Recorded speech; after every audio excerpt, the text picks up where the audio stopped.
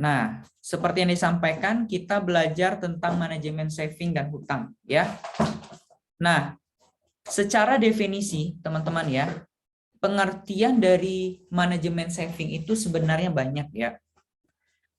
Namun secara bahasa sederhana itu adalah menabung, ya. Saving itu menabung. Nah, adalah kata kerja yang mempunyai arti baik ya, sama seperti menolong, membantu, mengajar dan lain-lain.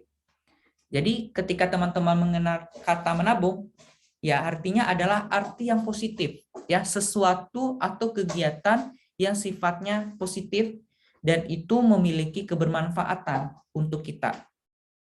Nah, arti menabung sendiri ialah menyisihkan sebagian pendapatan saat ini untuk mendapatkan manfaat di masa yang akan datang.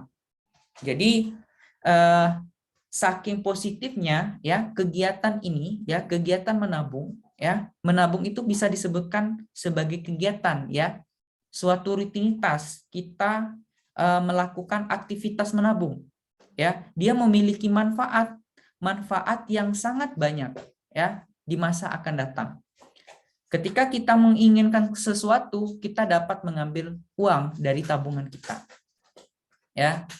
Walaupun arti menabung itu yang baik, seringkali juga tidak mudah dilakukan. Nah, jadi teman-teman ya, walaupun menabung itu artinya positif ya, artinya memiliki manfaat, tetapi tidak semua orang mampu untuk menabung. Betul atau tidak, teman-teman? Betul atau salah? Betul, Pak. Betul, Pak.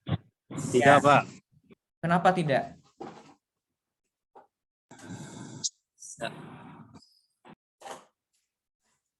Ayo, kenapa tidak?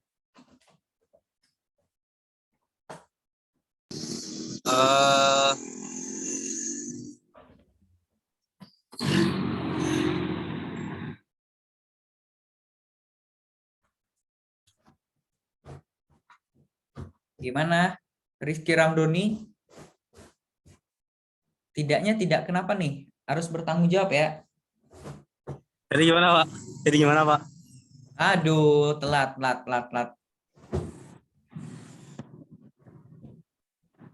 Gimana?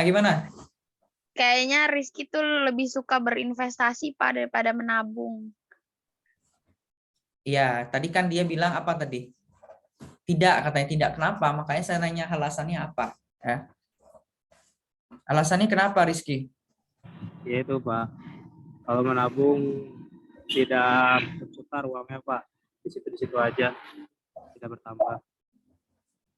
Oke, ya, menabung tidak putar-putar, hanya di situ saja ya. Nah, tergantung orangnya ya, mau menabung seperti apa ya. Menabung itu bukan berarti menabung di celengan aja ya. Banyak alternatif menabung ya. Cuman di sini saya nekanin ya, orang kadang-kadang tahu ya, menabung itu memiliki manfaat, suatu kegiatan yang positif ya. Tetapi ketika diimplementasikan ya, banyak orang yang merasa itu tidak mudah. Makanya saya tanya tadi, betul atau tidak ya? Betul nggak? Yang teman-teman ada menabung nggak? Ada, Pak. Ada, Pak. Nah, bagaimana perasaan? Maksudnya teman-teman nih udah tahu nih ya, secara keilmuan dan psikologis teman-teman udah tahu menabung itu memiliki manfaat ya, memiliki hal yang positif. Nah, ketika teman-teman mengimplementasikan itu pasti berat. Ya, pasti berat. Betul nggak? Pasti teman-teman ketika niatnya sudah mau nabung, itu niatnya nabung cuma pertama-tama aja. 1-2 kali nabung, nanti ketiga kali pasti diganggu oleh setannya ya. Ya, diganggu setannya. Ada yang bilang, "Ah, berat nabung. Oh, gaji saya nggak cukup untuk nabung." Karena banyak godaan. Ya, di sini tertulis, banyak orang kalau dinasehati untuk rajin menabung, ya, rasanya jengkel, sebel atau kesal. Ada juga yang menyatakan sulit, ya.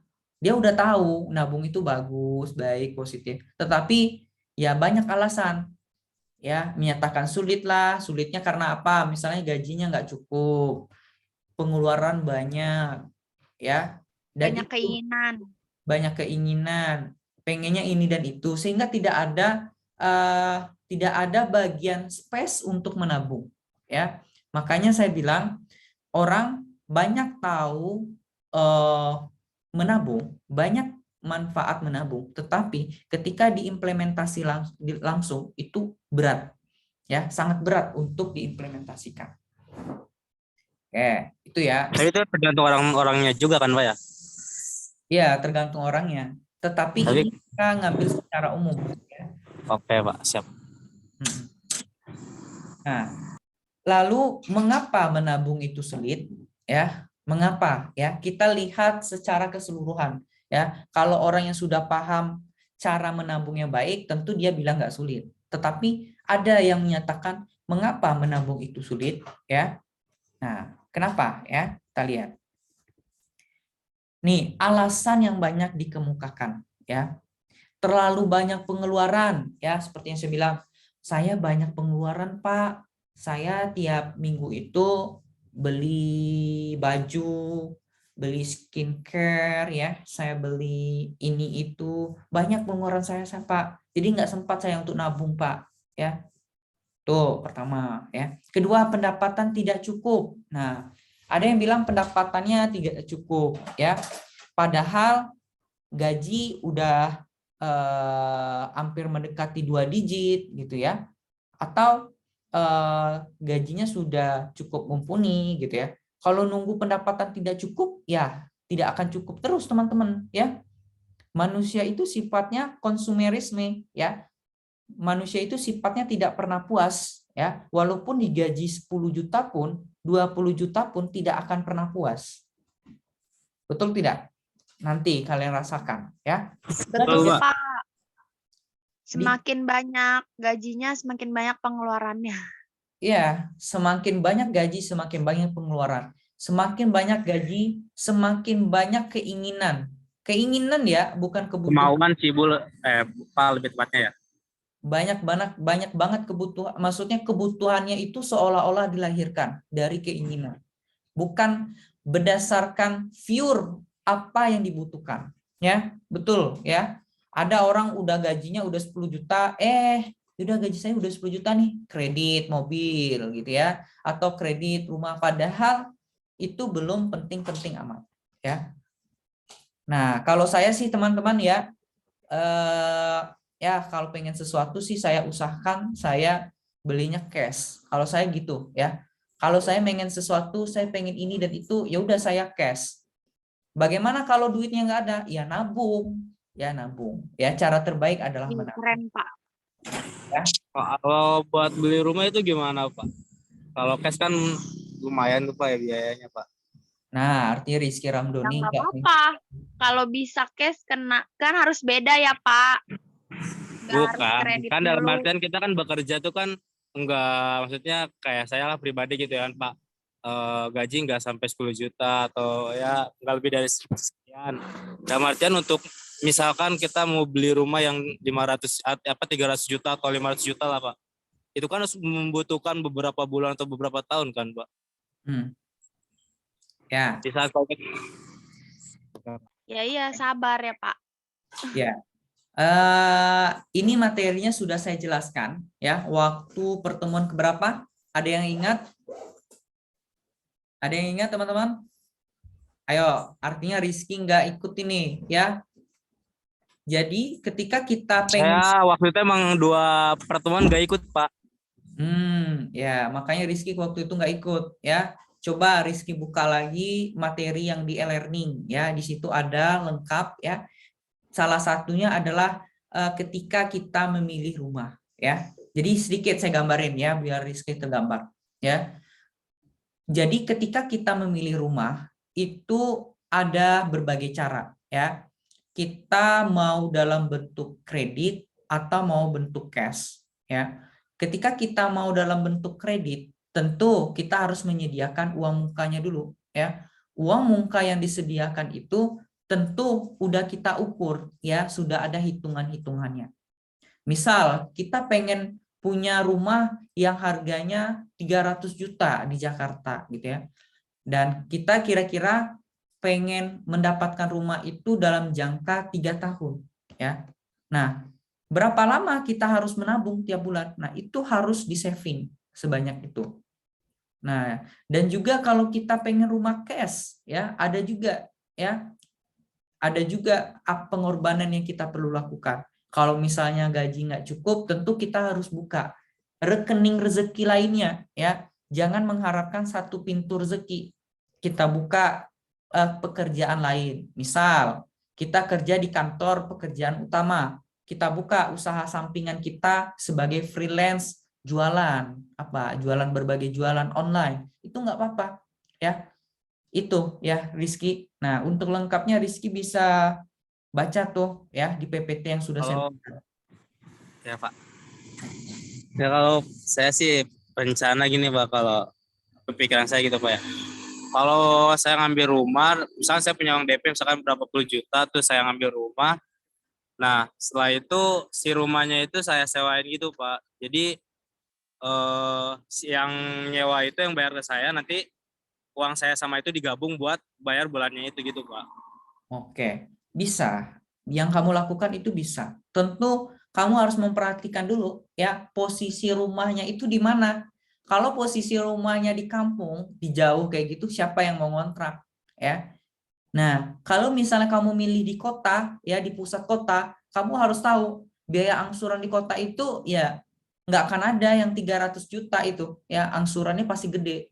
Jadi ada analisis situasi dan kondisi, ya lakukan analisis mendalam dulu, ya mungkin bisa jadi Rizky cari di daerah kampus, ya di daerah kampus di mana gitu ya, atau kampus yang baru berkembang, dan itu nanti bisa dijadikan usaha kos-kosan dulu, walaupun itu masih kredit. Nah bisa. Nah tetapi tentunya harus dilakukan analisisnya, ya lakukan analisis SWOT. Tahu nggak analisis SWOT? Kalau di dalam manajemen pemasaran itu ada namanya analisis SWOT. Ada yang tahu analisis SWOT itu apa?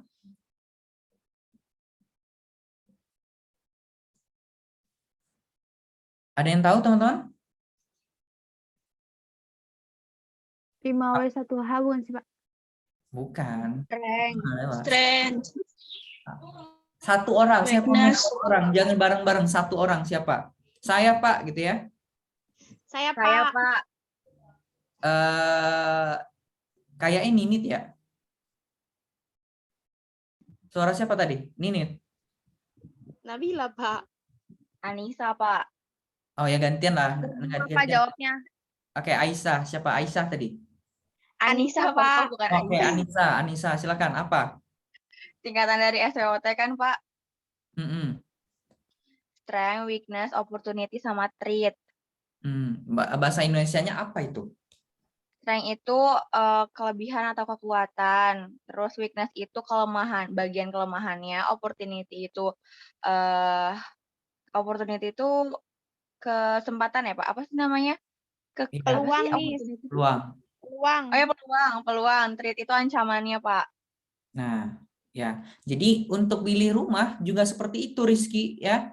Ketika Rizky mau jadikan rumah kredit itu suatu bisnis, bisa itu lakukan. Lihat keunggulannya apa? Strike, lihat keunggulannya. Kira-kira kalau saya milih lokasi ini keunggulannya gimana sih ya? Bisa nggak ya gitu ya? Ada nggak yang menempatin?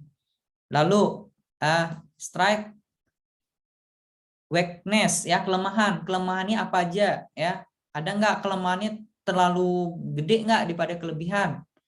Lalu opportunity atau peluangnya bagaimana sih ya?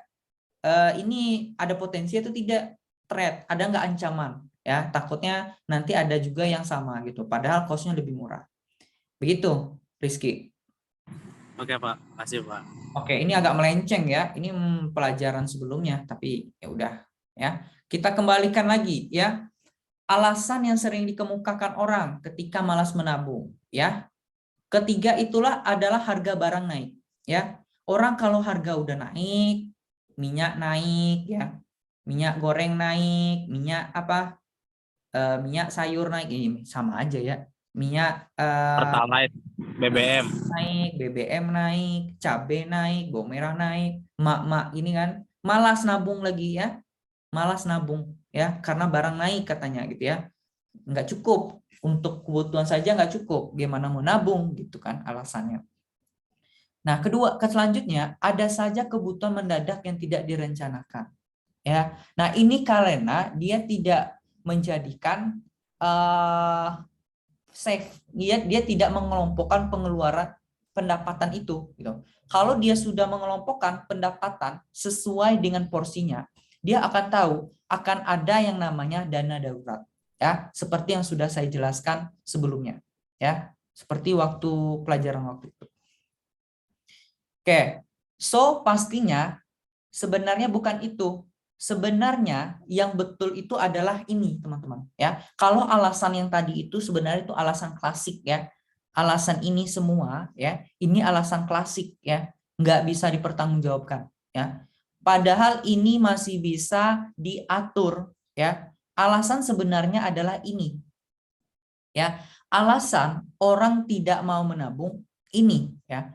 Pertama, kurang mengelola uang ya. Dia nggak tahu ilmunya bagaimana cara ngelola uang itu, teman-teman ya. Padahal uang itu harus ada ilmunya ya, harus dikelola dengan baik ya supaya porsinya jelas. Kedua, pengeluaran lebih besar daripada pendapatan ya. Dia nggak mikir ya, pendapatannya sekian tetapi pengeluarannya segudang, nggak cocok ya, nggak cocok itu.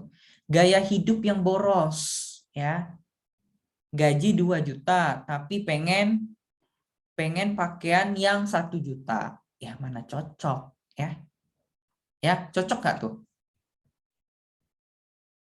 Enggak, Pak, nggak cocok.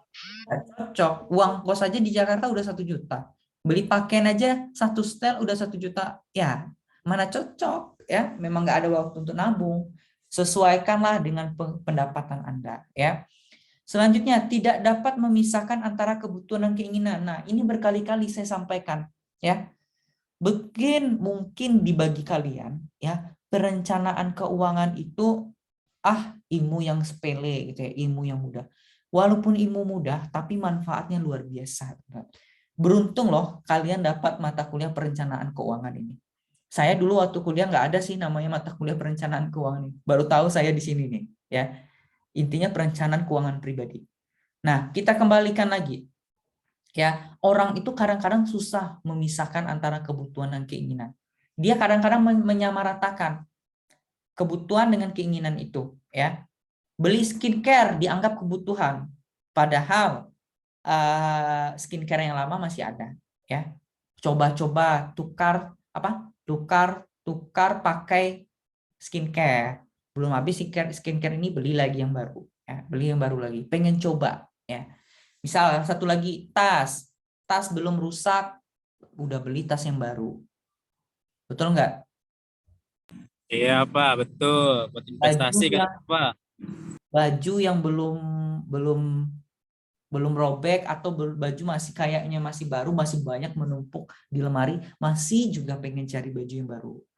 Kalau yang laki-laki apa ya? Saya bingung juga nih. Yang laki-laki. Meja ya, Pak. Ya, kalau laki-laki mungkin ini ya, yang merokok. Motor, Pak, saya, Pak. Yang merokok ya. Nah, yang merokok, saya pernah nanya, yang rokok itu selama sebulan ada yang habis sampai 20 bungkus. Satu bungkus itu berapa? Saya maaf ya, saya nggak merokok, jadi saya nggak tahu. Satu bungkus itu berapa? Tergantung rokoknya apa, Pak. Rizky, kamu rokok nggak? Enggak, Pak. Ya, dikembalikan ke orangnya ya. Ya, satu rokok itu berapa? Anggap aja 20.000. 20.000 dikali 20 kotak itu berapa? Nah, ayo, kalau misalnya pengen merokok, ya oke, silakan merokok. Mungkin satu kali itu seminggu itu 1 kali gitu ya, mungkin gitu. Kalau misalnya udah pengen banget. Nah, itu yang laki-laki. Apalagi yang laki-laki ya? Yang laki-laki ini apa ya? Motor, Pak. Modif motor. Oke, yang modifikasi Sepatu, motor. Pak. Apa? Sepatu. Oh, oke, sepatu ya. Ya, salahnya saya nggak seperti itu ya. Ya, oke, sepatu mungkin ya yang cowok ini pada suka ya koleksi sepatu ya, mulai dari sepatu cat, sepatu casual, sepatu futsal, sepatu bola, sepatu apa lagi. Nah, di koleksi itu ya. Nah, ada satu lagi ya, apa? Baju bola misalnya ya. Baju bola koleksi nih. Misalnya kesayangannya dengan pemain bola apa gitu ya, klub bola apa gitu ya. Nah, itu dikoleksi terus tuh. Kan kadang-kadang ada yang sampai berusaha cari yang ori ya. Yang ori itu kan mahal tuh ya. 500 sampai 1 jutaan ada ya, sampai gila-gilaan. Nah, itu contohnya ya. Artinya kebutuhan dan keinginan tidak sesuai. Lalu selanjutnya, mengikuti gaya hidup orang lain ya, merasa gengsi dan ingin merasa diterima oleh lingkungan. Nah, ini yang paling banyak nih anak-anak muda nih. Ya, temannya pada pakai handphone iPhone ya. Lihat temannya pakai handphone tuh gitu. Dalam hati pengen juga tuh gitu ya. Pulang-pulang ngerengek sama emak di rumah gitu ya. Beliin gitu ya, beli juga kayak gitu kan. Ya mungkin beberapa orang nggak tahu nih, saya kalau di kelas ini nih mungkin anaknya pada merasa menjadi diri pribadi, betul nggak? Pintu, Pak. Ada nggak yang seperti ini nih ya, ngikut orang Alhamdulillah gitu Nabila ya? enggak, Pak. Hah? Alhamdulillah Nabila enggak, Pak. Nggak ada ya, bagus lah. Yang lain gimana, ada nggak ngikut kayak gini? Enggak, Pak. Siapa itu? Enggak, Pak. Di sini kelasnya mandiri semua, Pak. Di Alhamdulillah. kelas ini baik-baik, Pak. Alhamdulillah ya. Jangan kayak gini ya, sifat kayak gini nih saya paling banyak banget ya yang kayak gini nih ya. Wong orang miskin gaya-gaya Beban kayak orang tua, Pak. iya, ya kayak gini ya, padahal orang tuanya orang biasa saja ya, bukan orang kaya tapi gayanya selangit ya. Jangan kayak gini ya. Jangan ngikutin orang lain. Orang lain itu hidupnya berbeda dengan kita. Kita jangan samain ya. Orang lain mereka hidupnya mungkin berkecukupan. Kita sudah kuliah aja udah bersyukur. Nikmati dan ikuti proses kalian. Kalau pengen seperti itu, camkan di dalam hati, suatu saat saya menjadi orang kaya ya, suatu saat saya pengen memiliki orang itu yang dilakukan, itu yang dicamkan di dalam hati ya, kayak gitu. Tapi jangan nyusahin orang tua tuh sama nggak ada cemen kayak gitu ya, begitu Ya, tuh. Pak. Nah, sampai di sini ada yang mau tanya nggak? Gimana, ada yang mau bertanya? Waktu dan tempat saya persilakan dengan segala hormat ya.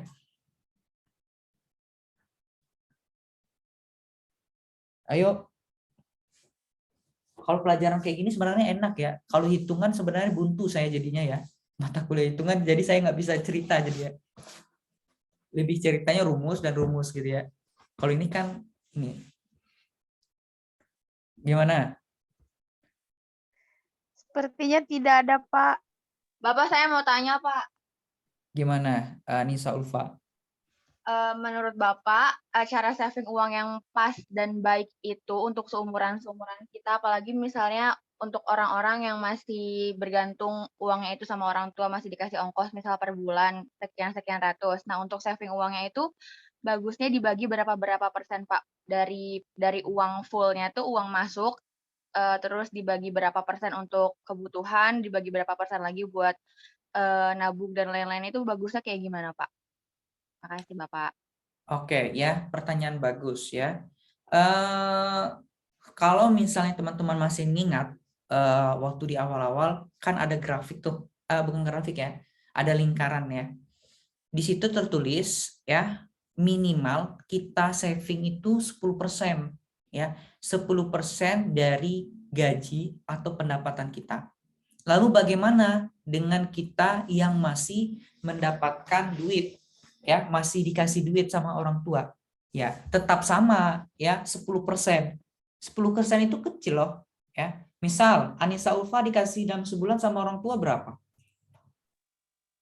500, Pak. 500.000 dalam sebulan ya. 500.000 dari 10% berapa?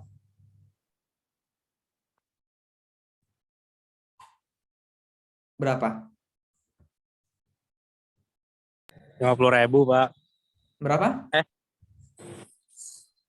500.000, Iya Pak, bener 50.000. 50.000. ya kan, 50.000. Nah, itu kan kecil sebenarnya, 10% minimal loh, 10%. Itu harusnya bisa Anissa Ulfa nyimpan. Lalu kebutuhan lain ya, seperti pengeluaran. Kalau pengeluaran itu kan yang tahu Anissa Ulfa sendiri. Kan Anissa udah seperti yang minggu kemarin saya bilang, kan Anissa udah belajar ya. Apa saja sih pengeluaran saya, di list itu. Ya, sisanya nanti masuk ke dana darurat. Nah, dana darurat itu bebas lah ya. Dana darurat bebas. Tetapi untuk menabung itu adalah 10%. Begitu. Kalau misalnya seperti saving untuk properti nggak usah. Ya, setahu saya kalau untuk kalian itu ya pengeluaran sudah itu, kalau pengeluaran tuh include ya, pengeluaran itu mau pakaian dan lain-lain semua, buat buku, makan ya kan. Sudah itu tabungan dan dana darurat. Udah itu dulu ya. Kalian kan nggak mikir untuk biaya pendidikan anak dan lain sebagainya, kan nggak perlu. Begitu. Begitu Anissa Alfa. Nabila Berarti udah kalau mikirin, misalkan- Pak. Kenapa Nisa? Nggak, berarti kalau misalkan gunain rumus 70-10-20 itu efektif ya Pak. Berarti 70 untuk kebutuhan, 70% untuk kebutuhan, 10%-nya untuk keinginan, dan 20%-nya untuk nabung itu efektif ya Pak kalau untuk Efektif. pendapatan yang belum stabil itu. Ya, efektif. Terutama kalian yang belum bekerja, ya, yang belum bekerja itu ya ikutin itu aturan itu. Minimal 10% ya dari pendapatan itu untuk menabung, ya. Memang teman-teman, ketika kita berbicara menabung, orang itu godaannya banyak banget ya. Ketika contohnya saja ya, saya aja ketika mau pergi kemana, misalnya ada sesuatu barang yang saya inginkan, padahal saya udah pikir nih, ini duit sebenarnya untuk nabung, tetapi tiba-tiba kepikiran juga teman-teman ya, mau ngambil duit itu untuk beli sesuatu itu gitu. Padahal kan enggak gitu. Jadi memang butuh komitmen yang kuat ya ketika kita berhubungan dengan uang. Begitu Anissa. Oke Pak. Oke. Tadi kenapa Nabila Suhendra kenapa? Enggak, Pak. Nabila mah udah mikirin buat pendidikan anak sih, Pak. Kalau Nabila. Ya kalau gini ya.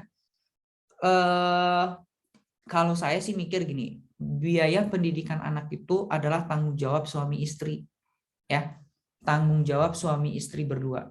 Kalau misalnya Nabila sudah nanggung duluan, ya keenakan suaminya dong ya, enak suaminya gitu. Saya mikir kayak gitu, ya.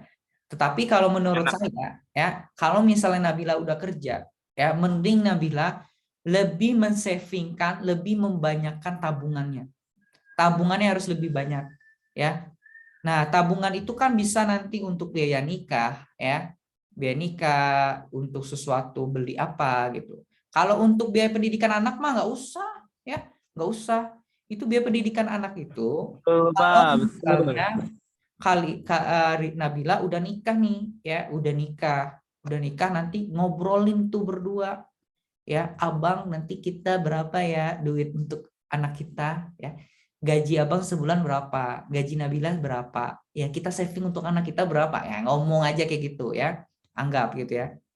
Nah jadi jangan ini ya, yang intinya yang harus banyak Nabila lakukan adalah saving dan satu lagi dana darurat ya, terutama di tabungannya itu harus ditingkatkan ya, apalagi di masa muda terlalu banyak keinginan. Saya yakin anak-anak muda itu terlalu banyak keinginan ya, tidak menutup kemungkinan saya juga ya, pasti banyak pengen ya, pasti pengen ini dan itu pasti, itu lumrah teman-teman ya, karena memang seperti itu kodratnya. Nah, ketika itu terjadi, usahakan teman-teman itu yang sudah bekerja manfaatkan pendapatan itu dengan baik ya. Jangan ludes hanya untuk keinginan sesaat ya. Itu yang bisa saya sampaikan. Begitu Terima ya. kasih, Bapak. Oke. Ya, kita lanjutkan. Ya, satu lagi ntar terakhir ya. Nabila tadi untuk buang anak sorry. untuk anak ya. Itu jangan dipikirkan ya. Yang perlu Ya, Pak. apa tujuan Nabila? Oh, misalnya saya suatu saat habis S1 saya pengen S2. Oh, itu tabungan tadi itu gunakan itu. Itu. Kalau itu Nabila juga udah siapin, Pak. Nah, itu. Ya, kalau itu bagus lah ya. Maksudnya porsinya itu coba ya. Oke, ada yang mau ditanyakan lagi? Ayo. Oke, kita lanjutkan lagi ya. Nah, jadi menabung itu banyak manfaatnya ya. Ini ya, kita belajar hidup hemat ya. Dengan menabung pasti ya hemat. Istilahnya rajin pangkal kaya ya, hemat blank lagi saya. Rajin Hemat pangkal kaya. hemat pangkal kaya, rajin pangkal Pandai. pandai. Rajin pangkal pandai, Pak. Nah, ya rajin pangkal pandai. Aduh, istilah-istilah lama itu ya. Nah, itu betul ya. Rajin pangkal kaya hemat pangkal kaya ya, itu pasti. Kalau hemat, kalau mau kaya silakan hemat ya. Kalau mau kaya silakan hemat. Lalu ketersediaan uang di saat mendesak ya. Jadi selain menabung selain dana darurat, menabung itu bisa untuk butuh mendesak juga sebenarnya ya. Walaupun porsinya itu nggak sebanyak dana darurat. Lalu untuk investasi ya, selanjutnya adalah untuk mencegah hutang ya. Kalau misalnya kita punya tabungan ya, kita nggak usah ngutang juga teman-teman ya. Ngapain juga kita ngutang, kita kan udah punya duit, kita udah punya tabungan ya. Lalu saran untuk menabung ya, apa saja sih saran untuk menabung ya? Pertama, tetapkan tujuan menabung. Ya. Misalnya membeli barang berharga seperti emas, rumah, kendaraan, handphone dan sebagainya. Ya. Kita ambil contoh catatan untuk handphone ya. Adalah menjadi kebutuhan. Bukan berarti membeli handphone setiap ada seri baru atau model baru. Nah, ini ya. Kita tetapkan tujuan, kita pengen beli handphone. Kita beli handphone itu tujuannya buat apa? Oh, buat kebutuhan. Bukan untuk gaya-gayaan, bukan untuk pamer-pameran. Bukan untuk diganti setiap bulan, bukan. Tetapi tujuan kita beli handphone adalah untuk kebutuhan primer kita, untuk berinteraksi. Jadi gitu. Ya. Jadi harus bedakan di mana kebutuhan beli handphone untuk kebutuhan pokok, di mana beli kebutuhan hanya untuk saya pengen beli seri baru ya, saya mau beli yang seri yang ini gitu. Bukan. Itu jangan, sifat-sifat kayak gitu tolong ya.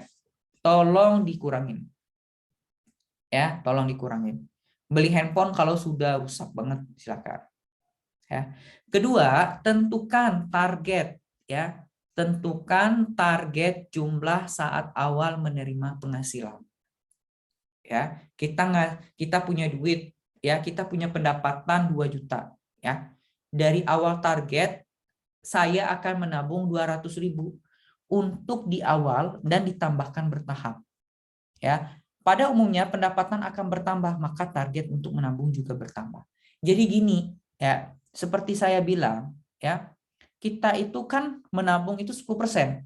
Ya, 10% mungkin ketika itu gaji kita 2 juta. Nah, ketika gaji kita naik, ya kan gaji orang itu kan tiap tahun pasti naik, ya. Ketika gaji naik, menabung juga harus naik, teman-teman. Awalnya 200.000, ya tahun depan naik jadi 300.000, gitu, ya. Jadi gaji naik seiring dengan naiknya kita menabung. Ingat itu, ya. Gaji kita naik, menabung juga meningkat, ya. Ingat. Nah, sampai di sini ada yang mau tanyakan nggak? Sampai di sini jelas? Jelas, Pak. Jelas. Oke. Selanjutnya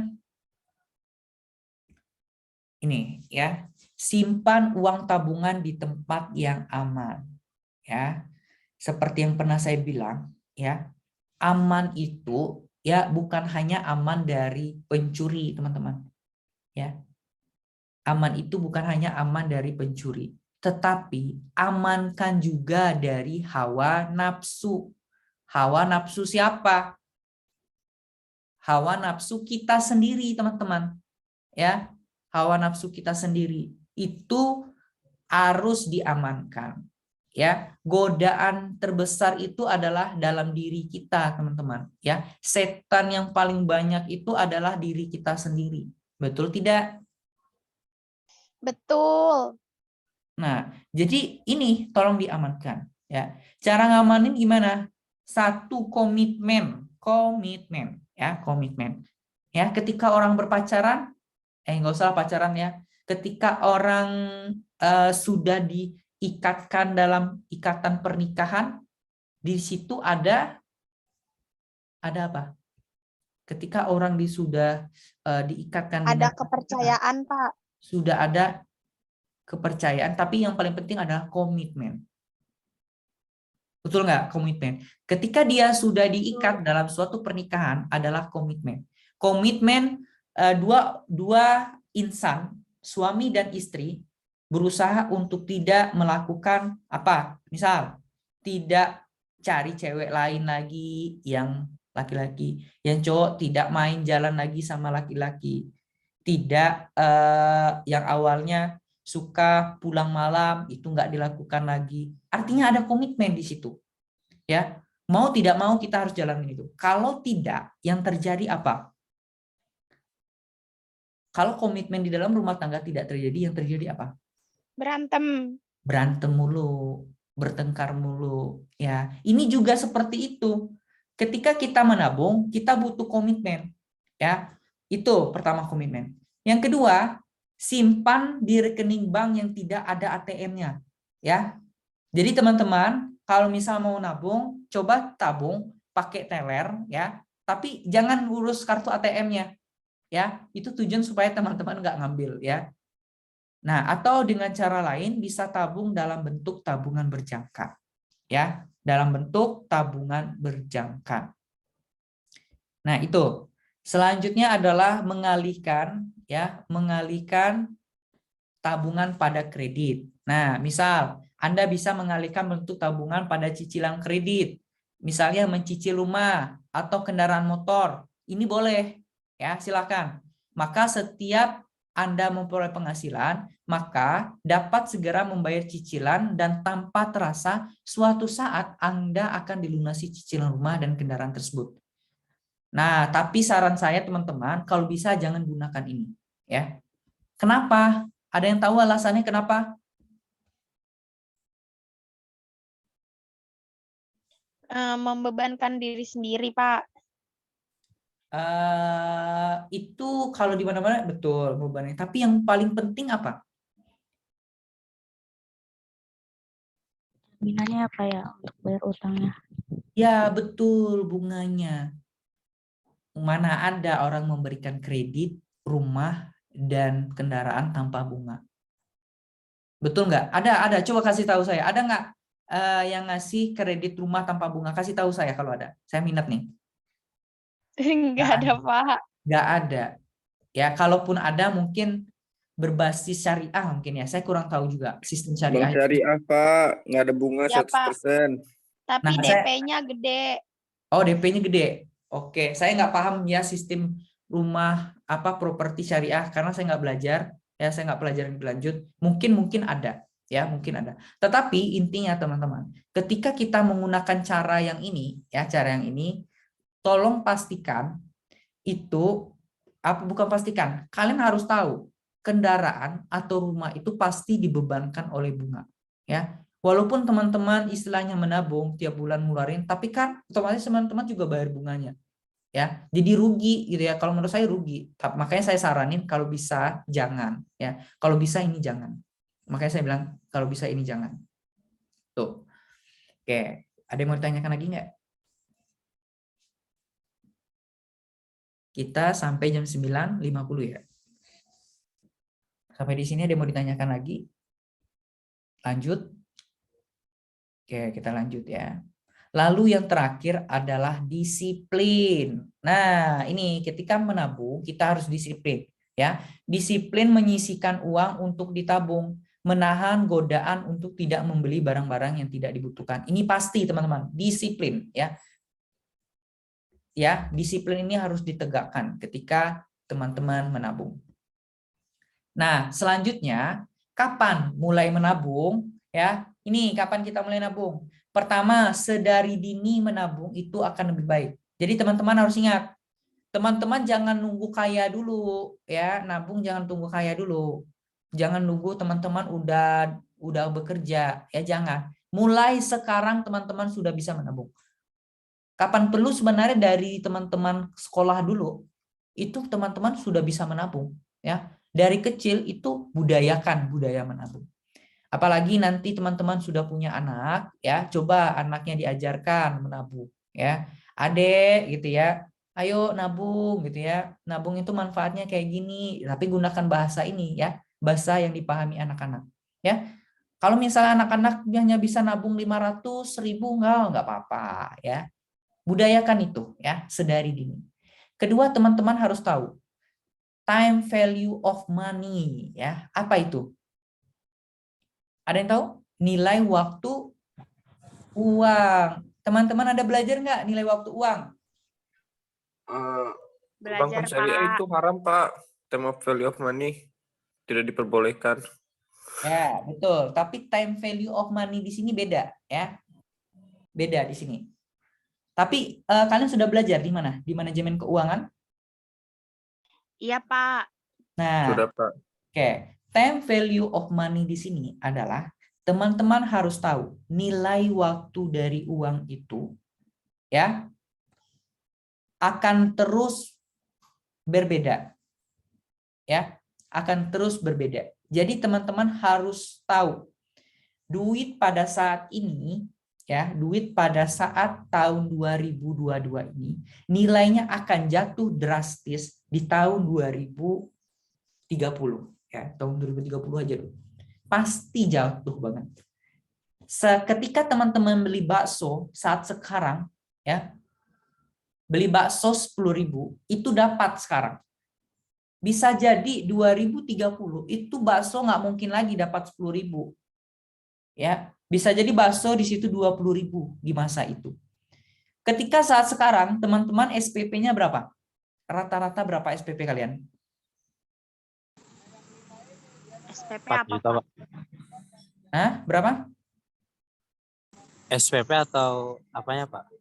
Ya, SPP kalian, uang kuliah kalian berapa? Totalnya, Pak. Semua sama sekali Semuanya SPP kayak 8 gitu. juta, Pak. 8 8 jutaan. juta. Ya, enggak aja 8 juta ya.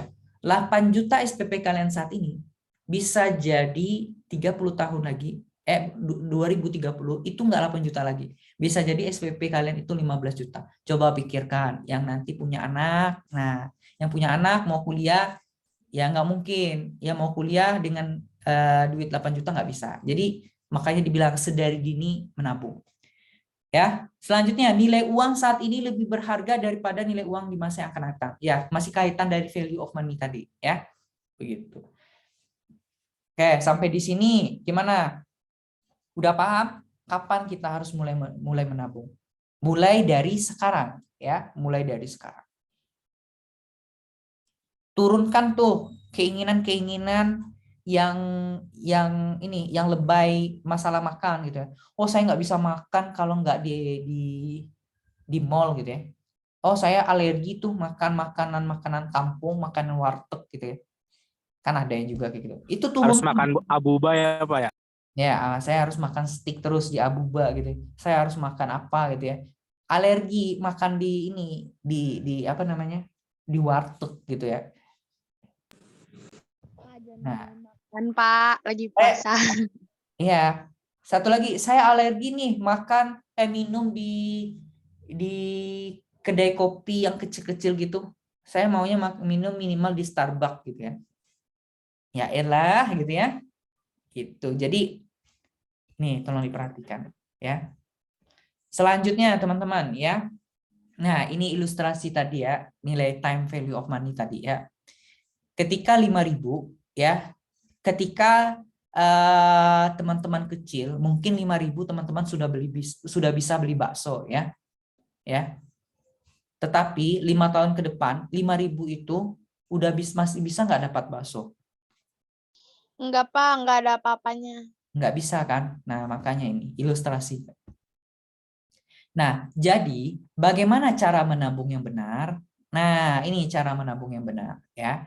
Pertama, buka rekening yang tidak ada biaya administrasi ya. Ya, kalau buka rekening yang tidak ada biaya administrasi cocoknya di mana? Bank Syariah, Ya, bank syariah yang mana itu ya? Lupa saya. BSI. Ya, maksudnya ya BSI, tapi kan BSI-nya ada yang produknya. Kan ada yang tiap bulan dipotong 10.000 dan ada yang satu lagi Wadiah dan apa sama lagi lupa saya. Dan Isi mudoroba. Ya, yang Di nggak ayat ya, ada yang nggak ada biaya administrasi yang mana? ya ya amanah. Wadiah Bapak. Wadiah ya, yang Wadiah ya, buka ini. Kalau bank konvensional semuanya ada biaya administrasi ya. Ada Pak, Nah, mungkin kalau tiap bulan. kalau misalnya nggak mau pakai bank syariah, mungkin boleh pakai bank konvensional. Tapi coba cek lagi biaya administrasinya yang kecil ya, yang kecil. Lalu pemerintah merencanakan gerakan Ayo Menabung ya. Jadi katanya pemerintah Jokowi ya yang bikin gerakan Ayo Menabung katanya ya. Jadi ayo kita ikutin instruksi Pak Jokowi ya. Selanjutnya adalah perbesar jumlah tabungan. Jadi ketika teman-teman menabung gitu ya, pendapatan teman-teman bertambah, silakan ya. Jumlah tabungannya juga tolong ditingkatkan. Jadi ini cara menabung ya. Lalu berapa besaran tabungan? Nah, ini yang dibilangin tadi ya. Menurut teori perencanaan keuangan, untuk penabung pemula adalah 10% dari penghasilan ya. Itu ya Anissa Ulfa ya. Ya, Anissa ya, teman-teman kalau mau nabung 10% minimal ya bagi pemula. Tapi kalau teman-teman bisa lebih dari ini lebih baik ya. Lalu cara menabung cara mudah menabung secara rutin. Ya, cara mudah menabung secara rutin. Pertama, menabung secara rutin menjadi tantangan banyak orang. Ya. Banyak yang berniat menabung tapi selalu kesulitan menjalankannya. Ya, banyak pula yang berpendapat cukup namun kesulitan menyisihkan uang untuk ditabung. Ini jelas ya. Lalu, sementara ada orang dengan penghasilan kecil namun mampu menyisihkan uang untuk ditabung. Betul nggak teman-teman? Betul nggak? Betul Bang Pak. Ada orang teman-teman ya, duitnya kecil, pendapatannya kecil tapi dia bersyukur. Tapi dia masih bisa menabung. Nah, wong apa kata orang yang punya duit gedok, yang punya duit banyak gitu ya, yang gajinya jutaan, yang sampai 2 digit, masa nggak bisa nabung ya? Kalah dong sama orang yang penghasilan kecil. Jangan seperti itu ya. Lalu berikut ini ya sedikit cara mudah agar Anda dapat mulai membiasakan diri menabung secara teratur. Ya, satu apa? Langsung menabung ya, langsung menabung segera setelah menerima penghasilan. Ini menghindarkan teman-teman dari menunda menabung sekaligus membuat kegiatan menabung menjadi prioritas. Jadi ingat teman-teman ya, kalau misalnya teman-teman sudah punya penghasilan, dapat gaji, langsung ditabung teman-teman. Jangan ditunda-tunda. Karena setan yang utama di dalam yang ada itu adalah yang ada di dalam diri kita. Ya. Oh, ini apa ini yang bunyi-bunyi? Nah, Maaf, Pak. selanjutnya ya, kedua, pisahkan rekening belanja dengan rekening tabungan. Ya, dengan begitu tabungan tidak akan terpakai. Bahkan jangan buat kartu ATM untuk rekening tabungan. Ya, seperti saya bilang tadi ya. Jangan bikin ATM untuk rekening tabungan. Ketiga, ya, tentukan besaran uang yang akan ditabung. Ya. Jadi tentukan nih berapa. Kalau mau 10% silakan. Kalau mau lebih dari 10% baik ya. Keempat, ya, anggap tabungan adalah pengeluaran rutin dan lupakan ya. Jika tabungan dianggap sebagai pengeluaran rutin, Anda tidak akan melihat tabungan sebagai kelebihan dana yang bisa dihapuskan kapan saja.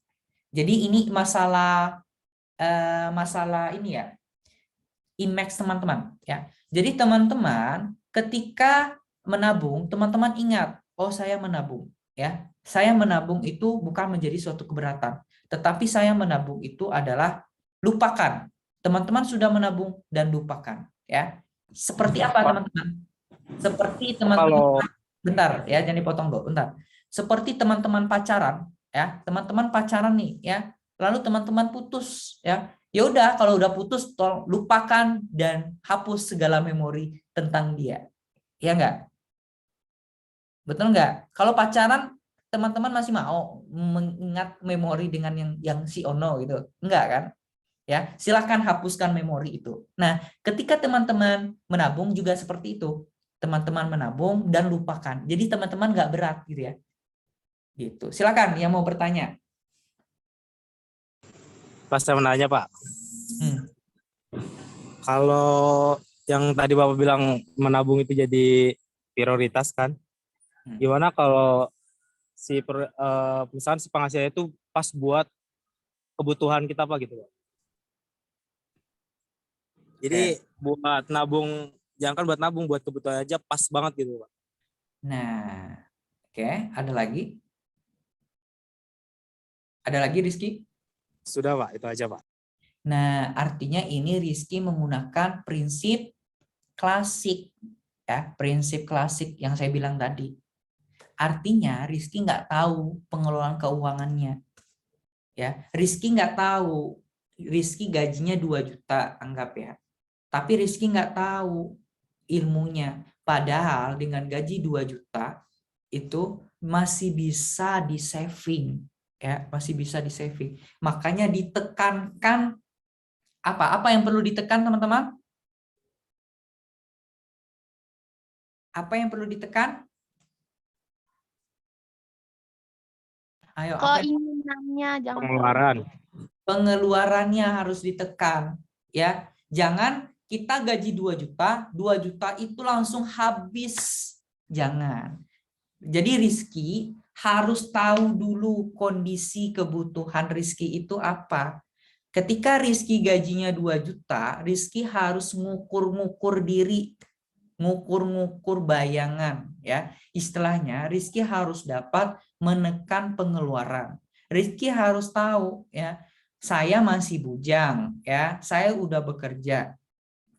Lalu dengan gaji sekian, saya harus men-saving berapa? Rizky harus tahu ketika Rizky menabung minimal itu 10% itu sudah ada ya. 10% dari gaji itu harus. Lalu 70% itu untuk pengeluaran. Lalu 2% lagi untuk apa? Ya, 2% lagi ya silakan dimasukkan untuk bantu orang tua atau dana darurat. Jadi itu. Jadi Rizky harus tahu dulu klasifikasi pembagian yang tepat untuk penghasilan tersebut. Jadi Rizky misalnya setelah dihitung-hitung ya gaji 2 juta. 70% dari 2 juta berapa?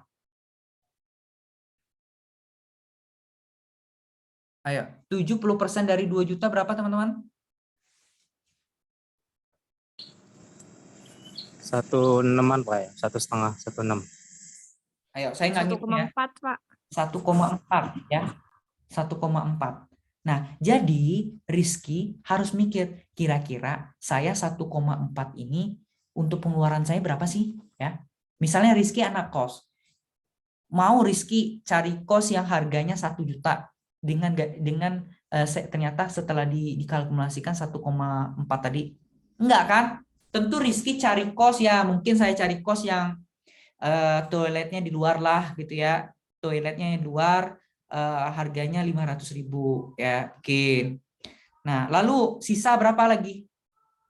Sisa berapa? 1.400.000 dikurang 500 susah? 900 Pak. Sisa 900. 900 itu buat apa lagi? Oh, buat makan. Ternyata buat makan habis 400.000. Berapa? Sisa berapa? 5. Nah, sisanya mungkin untuk beli pakai internet, untuk transportasi. Nah, gitu Rizky. Jadi Kalau si 2 juta, kalau 2 jutanya buat biaya kuliah Pak semuanya Pak. ya makanya saya bilang harus di saving dulu.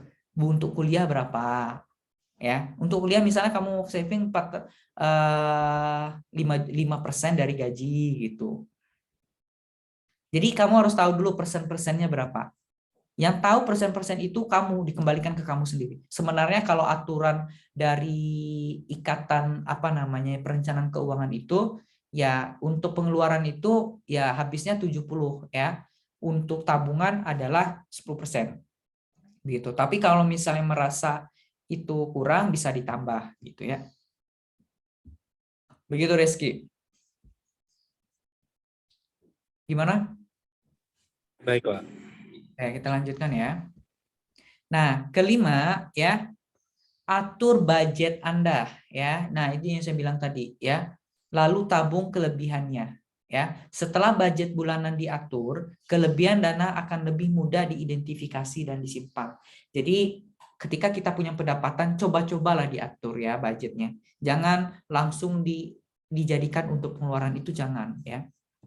Lalu keenam ya, secara bertahap naikkan ya persentasi uang yang akan ditabung ya, karena kan orang yang kerja di perusahaan biasanya itu tiap bulannya pasti ada kenaikan gaji teman-teman ya.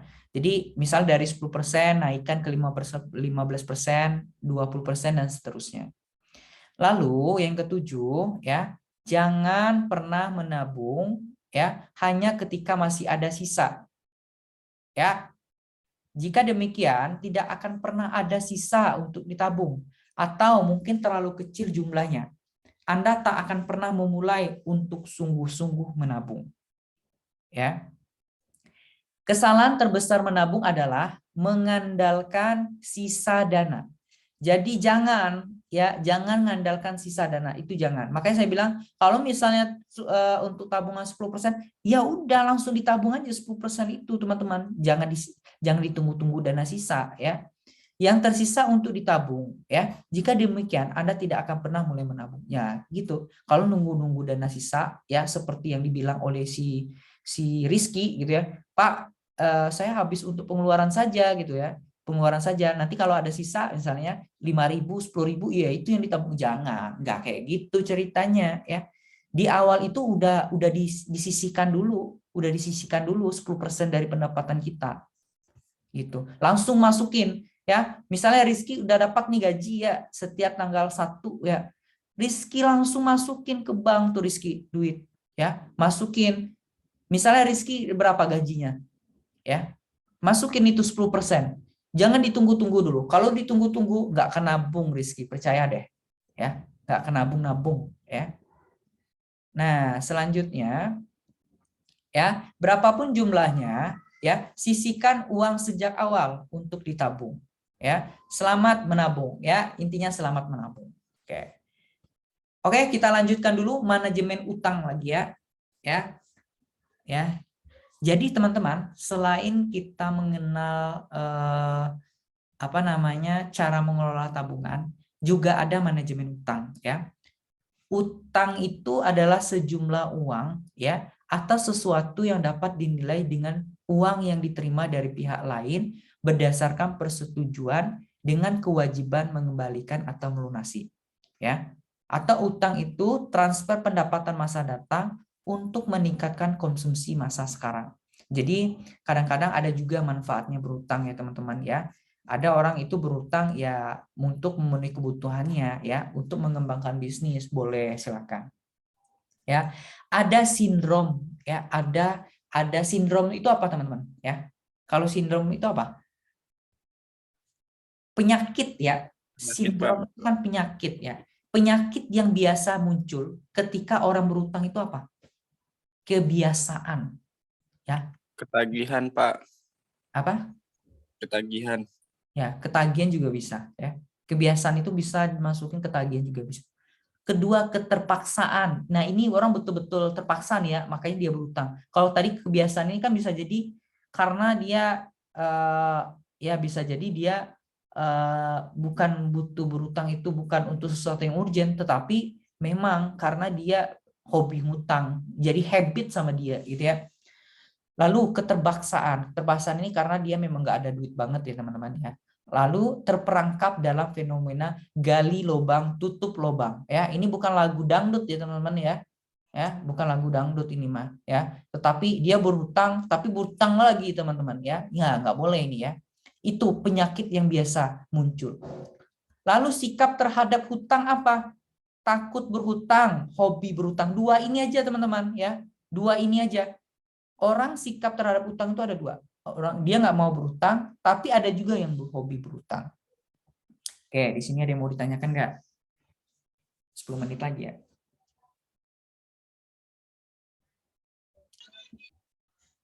Gimana? Kita cepatin dulu ya.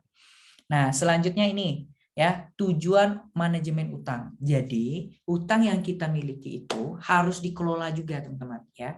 Jadi, memang kompleks perencanaan keuangan ini ya. Tujuan manajemen utang itu pertama ya, dapat memanfaatkan utang agar tidak membuat Anda mengalami kebangkrutan. Ya, kalau misalnya teman-teman punya usaha dengan berutang, teman-teman bisa terhindar dari kebangkrutan karena membantu gitu ya. Kedua, pemanfaat utang untuk meningkatkan kesejahteraan keluarga ya. Kalau bisnis teman-teman sudah jalan dengan minjam ke utang, tentu teman-teman jadi sejahtera ya. Teman-teman bisa makan gitu ya. Jadi bukan utang itu bukan sesuatu yang buruk juga, tetapi bisa membawa manfaat positif. Nah, ini jenis-jenis utang ya. Utang itu banyak pula jenisnya ternyata teman-teman ya. Ada utang produktif, ada utang konsumtif ya. Kalau utang produktif ya, sesuai tertulis di sini, segala jenis utang yang mempunyai ciri khas ya. Nilai aset meningkat, dapat memberikan penghasilan yang lebih besar dari biaya cicilan utang. Ini biasanya apa, teman-teman? Ya. Ya, biasanya utang produktif ini dalam bentuk apa? Ya, kita berutang untuk mendirikan investasi properti seperti kos-kosan ya. Misalnya kita pinjam duit ke bank ya, tujuannya untuk mendirikan kos-kosan, itu kan asetnya terus meningkat ya. Kedua, utang konsumtif ya. Segala jenis utang yang memiliki ciri khas nilai asetnya berkurang, tidak memberikan penghasilan yang sama atau lebih ya dari biaya cicilan dan bunganya yang lebih tinggi ya. Lalu aturan main dalam berhutang. Jadi ini berhutang itu ada aturan main teman-teman ya. Tolong diperhatikan aturan mainnya. Perhatikan rasio utang dengan penghasilan.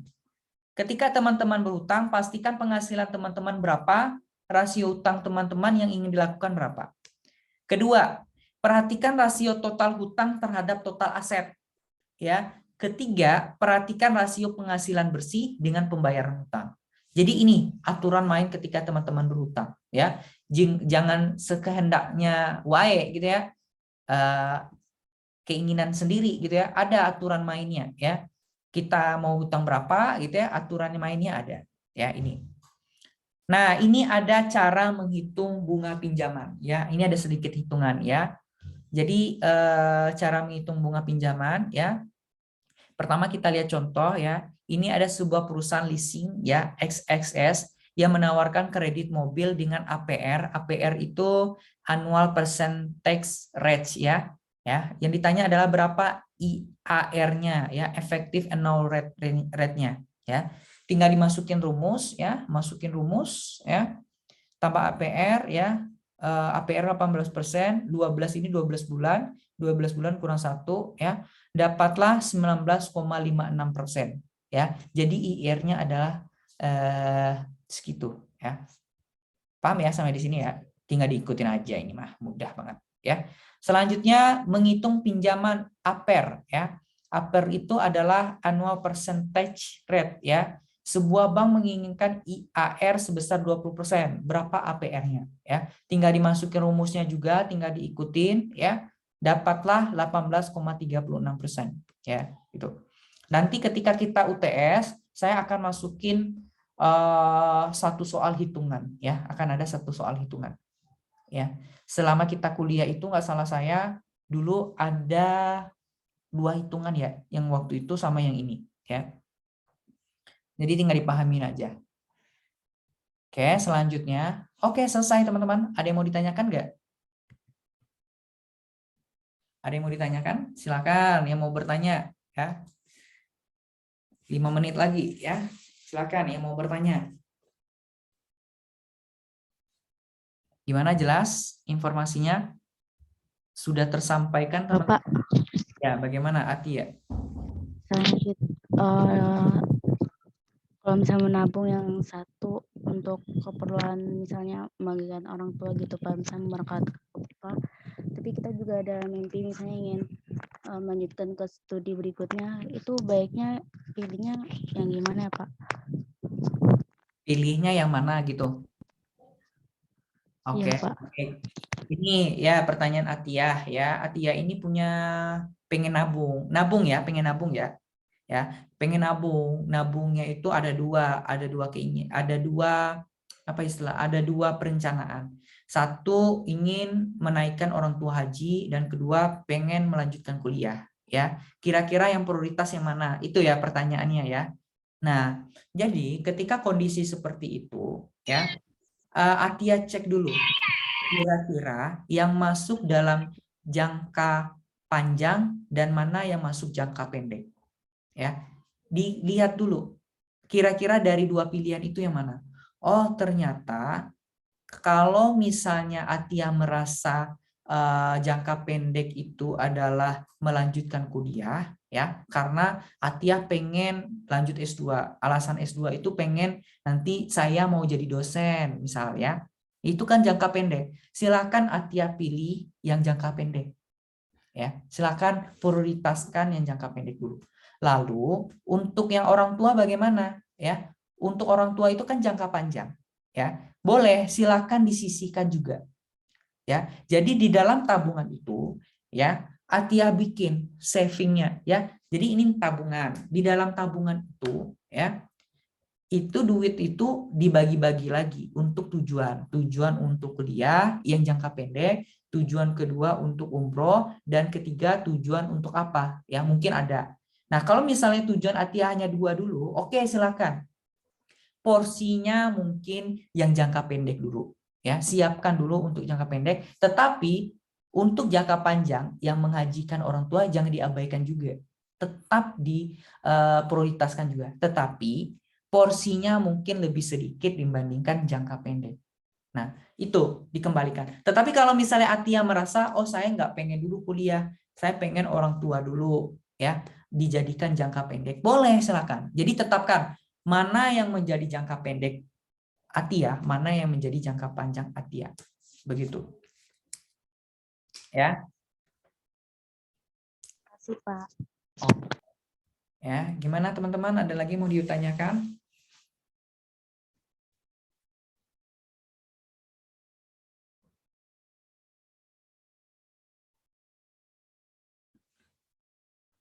Gimana?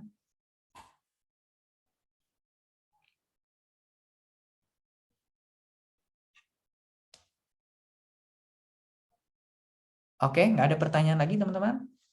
Kita selesaikan aja. Baik, sebelum ditutup, silakan on cam semua. Kita mau foto gitu ya, screenshot, dan tolong kirimkan ke WA group. Ya, kita udah lama nggak ini. Ayo, teman-teman. Siapa yang bisa bantu screenshot?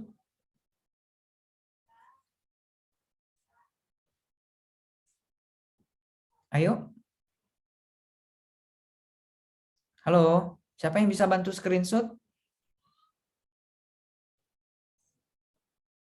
Ayo, ini biar cepat juga kuliah kita, ayo. Yaudah saya aja Pak. Oke, nah kasih aba-aba, ayo. Yuk untuk slide 1 ya. On cam semuanya. 1, 2, 3.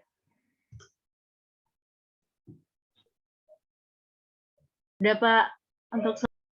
Untuk slide 2 sekarang ya.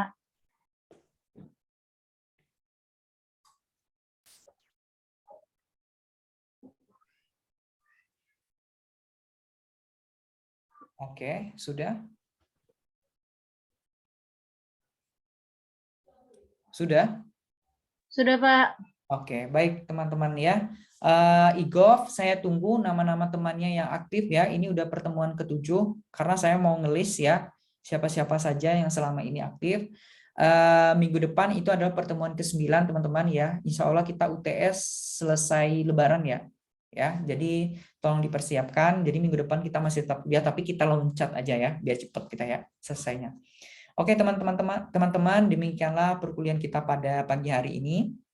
Ya, terlebih dan terkurang saya mohon maaf dan saya akhiri dengan wabillahi taufik wal hidayah. Wassalamualaikum warahmatullahi wabarakatuh. Terima kasih ya. Terima kasih, Pak. Selamat